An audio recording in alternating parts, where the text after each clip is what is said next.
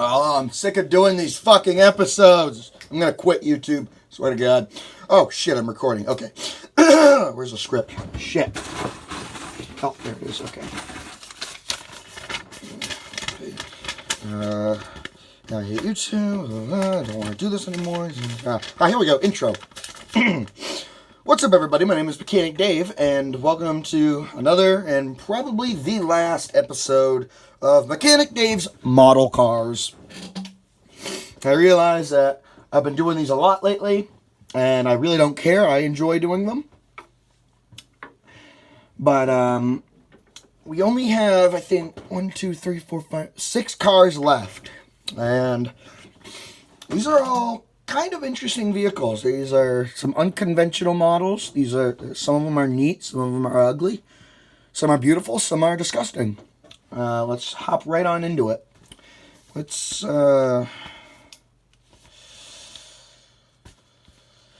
Alright, let's go with this. 1970 Camaro Z28. It's actually technically a 70 and a half. I don't know why car manufacturers did that. They just did. Right away, you can see there is rust. Right where you would expect it to be, you know, right from the door lock, fender, roof. Part of the hood is rotted away. Original Z28 rims. But one thing you can see is that it's on slicks. This is an ugly car. Why is it on slicks? Well, let's flip it over and you can see, maybe. I don't have an exhaust system because I was too lazy to build one. But you might have saw where the motor is. Well, let's open the hood. What is that, you may ask? Well, let me show you. That, my friends, is an Audi R8 V10 engine in a 40-year-old Camaro. Yeah. So, I don't know why I did it. I just decided to. I really wanted a V10 swap. So, this is kind of like a sleeper. Yeah, it has the stock hood. Stock pretty much everything except for the rear slicks, obviously. Inside's pretty stock. I mean, it has the horse shifter in there. The steering wheel, nice interior. Nice compared to the rest of the car. But if you saw this on the road, you'd say, wow, what a shitbox. And then you pop the hood and you'd see a V10. So, and I actually have the thing sitting here so I can tell you how much power that V10 makes. Just got to find it. This fucking pile of crap. I might also need that. That's another one. Hi, here we go. Audi R8. Let's see. 420 brake horsepower for a 4.2 liter direct injected V8. That's not a V10? What the shit? It's because it's a 2006. Damn it. If I want it to be a V10, it's going to be a V10. So this is a V10 car. Alright, deal with it. I will read you if there is one, about the Camaro. Which there is not. Boring. Pretty lame. Disappointed that that's only a V8, not a V10. But it's going to be a V10 because I want it to be. Moving on. Let's see. What do we have here? Okay. 1955 Ford F100. Right away you can see it's got different rims. And it has a hood scoop. And if you notice, focus, that's a Shelby Cobra right on the hood. Why would that be? Well, that's because it has a motor from a 2010 Shelby GT500. Putting out 500 horsepower from a supercharged 5.4 liter. Oh, sorry, 540 horsepower. So that's that. This originally came with the like a 302 for Resto. or it had the original flathead V8, which those are some weird motors. Rims, I think those are from the 2010 Shelby. Custom dual exit exhaust at the back. I am missing the rear window in here. I don't know where it went. I don't even think the kit came with it. Came with everything else. It's still a column shifter, as you can see, which I'd like to get a floor shifter in there. Nice custom radiator. Firewall is mostly there still from the swap. The hood scoop is from another Mustang Boss. I've built multiple. And I have that on there because it just looks wicked cool. And K-on an air filter. This is the bumper from the 56 Chevy Bel Air. Let's see, under the chassis, we have updated suspension from the Shelby. And I threw this together in a couple of days for a challenge, so it's held together with some hot glue parts, which I know is not conventional. It used to have side pipes, but I wanted those on a different model, and I really like the stance of it. I think that looks super cool. I mean, for a fucking pickup truck, and you have that,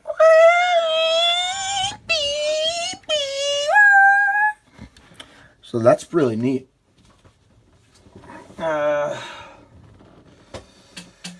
So, if we base the motor off of the rest of the truck, we can tell that performance results are 0 to 60 in about, I want to say like maybe 5 seconds, because I'm adding weight.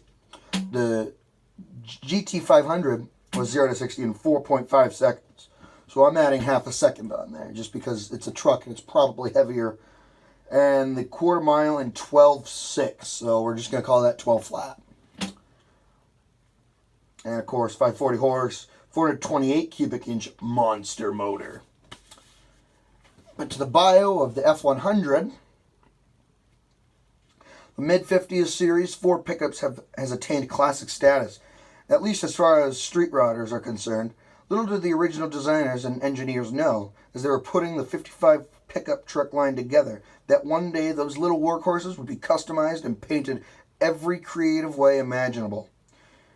Your monogram model features an updated interior with contemporary styling and textures, a detailed 5.0 V8, complete with fuel injection. Holy shit! This was factory fuel injection model. That's pretty neat, I think. What else can I tell you? It was originally red. It still is, but now it's sort of like a metal flake-ish red. I do want to go back in there and throw on a floor shifter. I think I might toss in a T-shifter or maybe a pistol grip. I really like the step side on the bed. That, I think, is just the coolest thing any Ford truck can do. So, still has the original bench seat, which I'd like to get performance bucket seats in there. But maybe at another time. Let me guys know what you think of this model down in the comments. This is one of my favorite models right here. You might be wondering what this is. That's wood. I built that. And that's the ending surprise, which you will see in a little bit. Alright, let's see. 1968 Mustang GT. This is called the Silver Bullet. It used to be the original Bullet car, but then the paint started getting scuffed and I wanted a Silver Bullet, not just the original Bullet. I wanted to make it my own. So I tossed on the a Boss wing, gave it some nice side exit pipes, and come on, wow, stupid hood. Under here we have a 460 big block. Because it's a fucking 68 GT, why wouldn't you? Other things I did to it, you can see custom side pipes, fatter tires in the rear. I think there was supposed to be a screw that goes in there that holds the whole thing together, which I think is kind of odd. But standard leaf spring suspension concept. The front tires actually spin, so I had to drill a hole through the motor. The rear tires do technically spin, but the tires are so fat that they're kind of rubbing on something, so they're kind of locked. But MSD distributor, as you can see right there. Blacked out air filter, blacked out radiator, blacked out front grille. Which I didn't put the secondary lights on there because I thought it kind of looked dumb. Let me know if I should put the secondary lights on, but I don't know. I think it looks cool without them on. It looks kind of more rugged, in my opinion. The 68 Mustang GT Fastback was one of the most revered and wanted design by the pony car enthusiast. The long, graceful hood, sloping roofline, and short bob trunk made the Mustang appear to be a sporty racing vehicle. The 68 Revell GT Fastback model has an opening hood and a detailed V8 engine, optional Cobra Jet high-performance package with drag racing wheels, and authentic factory and period racing decal graphics. Kit molded in white, transparent red and clear chrome, blah, blah, blah, black and vinyl tires. So as I mentioned, this used to be the Bullet car from Steve McQueen's Bullet, which was released in 1968. And, of course, I have the 68 Charger, but that eventually got turned into that wicked NASCAR-looking thing, the Daytona wing. So naturally I wanted this one upgraded too. I might put on a different hood. And I actually think it's kind of neat that Dodge and Ford, their muscle cars, use the same hood cowl concept. So, that's Silver Bullet. I don't want to handle it too much because I still have glue drying. The wing fell off. But, yeah, that's that. That's a really nice, cool model in my opinion. Alright. Nissan Skyline GTR V-Spec 2. Now, this is going to look a little funky. Right away, you can see flared out fenders, louvers. And I really like the blue on the Skyline. You turn the hood. Yeah. Hood. So, thing about this model is the hood came as part of the actual body. You weren't supposed to take it off, but I cut away at it and made it so you can take it on and off because I wanted to put a motor in there, which I ended up doing, and it's just stupid. I might just glue the hood shut again. Exposed intercooler. See little chrome trim right there, and nice big flared out fenders. Really like those. Right-hand drive, red and black striped seats. Has your normal 6-speed manual. Nice Japanese booty. Custom built exhaust tip. Under the hood, under the chassis, typical all-wheel drive. Nice meaty tires. Those are, I think, Spec R rims. Not entirely sure. You can see the little, I think it's called a transfer case in this case. I'm not entirely sure. I think these fender flares were from the Integra that I built. And under the hood, you can see there's their turbochargers. There's your fuel injection. And yeah, there's no motor. There's no motor. It's so I just slapped on a Ford 5.0 fuel injected top end on there and called it a day. So, but I think I'm just gonna glue the hood shut again because I really don't like looking at it. It's kind of ugly. If I had if I could build an original Skyline motor, that would be epic because then I could just cut everything out and drop it in. I did consider making this Brian's GTR from Too Fast, Too Furious, but I didn't want to do the paint decals or order special ones, so that's what I got. So, the Nissan Skyline GTR R34 this is interesting. So, in the description, it says R32, which is a completely different model, and this is clearly an R34, as shown right there, and then you can see R32 right there. The printing error, maybe, who knows, who cares. The Skyline GTR, released in 1989, was developed as a base machine for Group A races, taking full advantage of its powerful 2.6-liter six-cylinder twin-turbo engine. It was equipped with a four-wheel drive system. Originally designated as the R32, the car was termed R33 in 1995 and R34 in 1999. In October 2000, the Skyline underwent minor changes, such as the addition of large rear brakes to upgrade performance further. This new evolution was called the V-Spec 2. The most drastic alteration was the replacement of the aluminum hood with a new carbon fiber or carbon hood featuring NACA duct, which is that little silver guy. The carbon pattern on the hood would stand out even when painted the same color as the car body. Both inside and outside surfaces of the hood were designed using RTM, a new construction method yielding smooth surfaces. The V-Spec also features the previous improvements of the V-Spec 1. Front and rear diffusers and 18-inch tires, brake discs, Brembo calipers, and a 6-speed transmission. In February 2002, Nissan released a limited edition called the Newer, N-U with the two dots above it and an R. I don't know how to pronounce it. Named after the Nürburgring, so it's probably Nur, after the Nürburgring circuit, and equipped with an N1 racing specification engine, combining the impressive specifications of both the V-Spec 2 and the M-Spec. 1,000 units of the Nur were produced in all. Marketed as the last GTR to equip a straight six engine, all 1,000 were sold out in one day. Wow.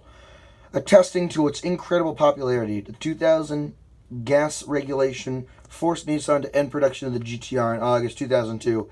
However, the glory of this ultimate sports car lives on to this day. I really do want to go to the hood shut. I can't keep looking at it like this and having it fall off. But overall, I mean, it's a relatively sturdy model. I mean, I wouldn't want to thrash it around like some of my other ones, but this, I paid probably $40 for this, and then I hacked it together. So it's probably worth maybe $30 now. But I wouldn't want to be getting rid of this anytime soon. Unless I bought a brand new one and did the exact same thing. And in which case I'd have to steal the flares and the louvers. Because everything else, that's all stock. Second to last model. Stupid Skyline hood.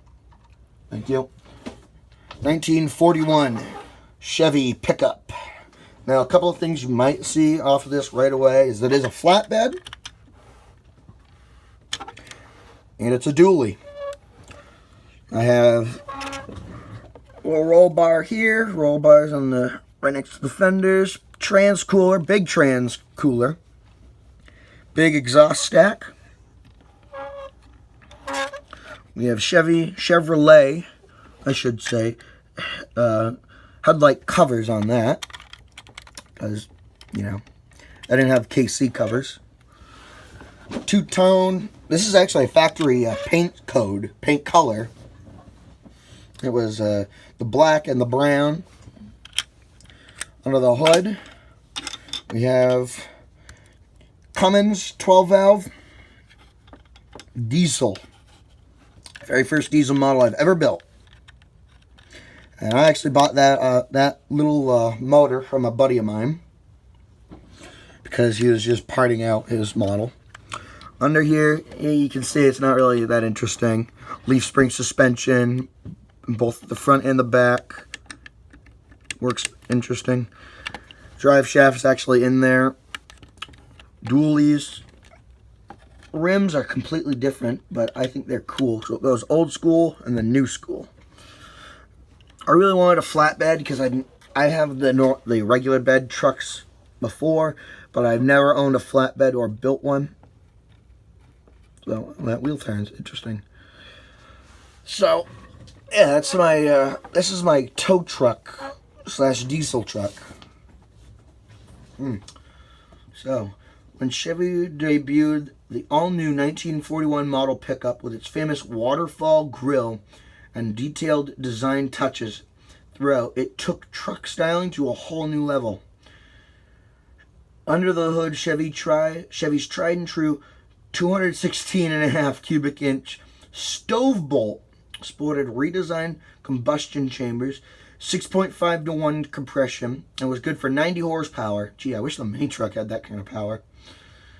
At 3,300 RPM and 174 pound-feet of torque, peaking at a burbling 1,200 to 2,000 RPM.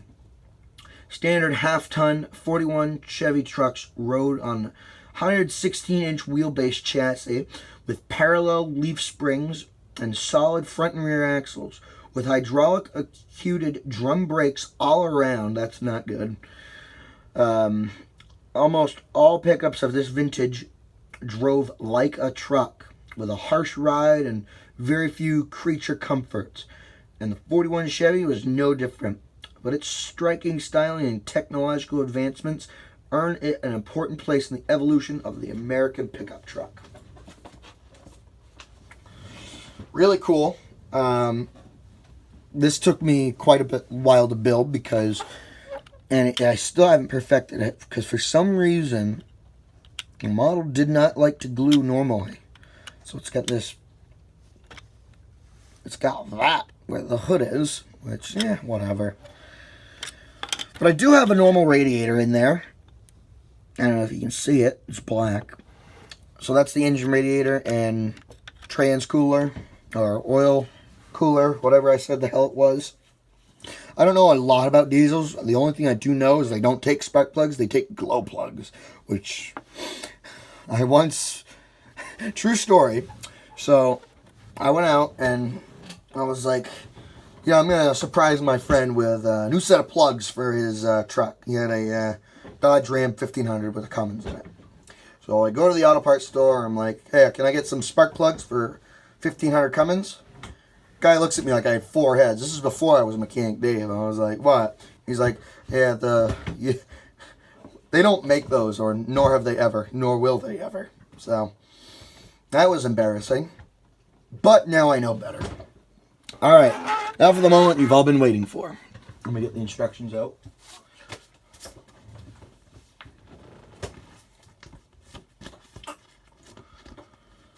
So, here's what it is. 1980 Mustang. And I bet you can guess what I built from that. Now, I actually built this whole case at school from scratch, which I think I did a great fucking job at. Look at that.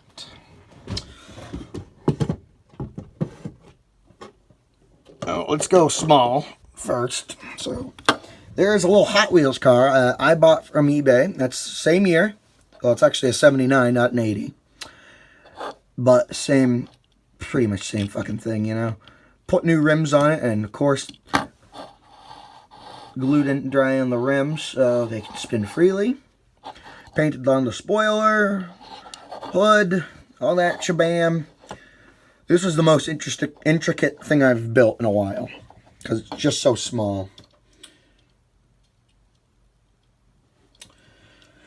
And there it is. And there are my keys for my real car. So this is the replica 1979 Mercury Capri. I know it's not 100% exact because it's an 80 Mustang. Get fucking over it. It's pretty much identical. It had a sunroof, which I cut out and made T-tops because that's what mine is. We have T-shifter in there because that's what mine is. We have bucket seats in there because that's what mine has. Louvers here. Ducktail spoiler here. Black trim on the sides. Nice Cobra R rims. Custom hood, which is a difficult to get off. We have the vents, which I know they're more on the cowl than on the sides, but whatever. There we have it. 351 Windsor V8. Making around maybe 300 horsepower, I want to say. This model was incredibly difficult to paint because it was molded in red. So, everything had to get layered on a couple of times. And it was originally a 4-cylinder. That got swapped out. Maybe I'll put the 4-cylinder in the Skyline. Who knows? Maybe I'll find another 6-cylinder. Wheels are just the right size. Nice and big. No drive shaft, because mine doesn't have a drive shaft right now. I don't have the rear exiting exhaust on there, but I'm trying to build them. I took a lot of time building this, and it is kind of ugly, but at the same time, it's a work of art. I would never get rid of this model. I bought this on eBay for about $40, and then painted it, gave it a bunch of customization. So whatever I do to my car, I'm going to do to this car. You can see this one doesn't have the T-tops on it. And, yeah, that's about it. Now, there's my new keys. That's the original 79 trunk key. And that is the brand new cylinder lock key. And I will read you the description here, if there is one. Assuming. There isn't one. Well, I just told you everything interesting about it anyways. Moving on to the case. This was, I want to say, birch veneer. And I think cherry wood. Which was then painted a nice silver to make it really stand out. Plexiglass from an old speaker I had laying around. So I just used the holes and drilled them in. It's got ventilation at the bottom, which is perfect. It is 100% not airtight. So moisture can get in and out. So it won't expand and contract. I have a switch right here, on and off, which doesn't do anything yet. And I also have a battery holder right here, lock, which I want to have a lock right here. I have holes drilled. So 9-volt goes in here, connects to here. I'm going to have a hole drilled in the back. And there's going to be some LED strips along the inside lip and the outside lip. Or not the outside lip, all the inner lip. And it took a lot of effort to build this, and a lot of gluing, a lot of time and patience. I really would like to thank my woodworking teacher for helping me through this big time. Never built something like this before. Probably will never do it again. This was built for specs for the 79 Pro Stock Camaro. But then I found the Capri model, and I just had to give it a home. So let me know what you think about that and the Ford truck down in the comments. So, get that in there.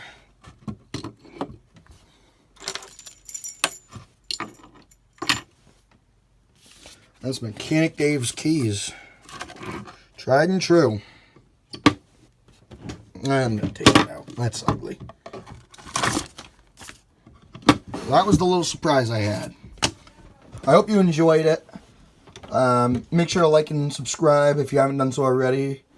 Leave a comment telling me what you think about this. I worked very difficult on this. And yeah, I'll see you guys later. Have a good one. Bye-bye.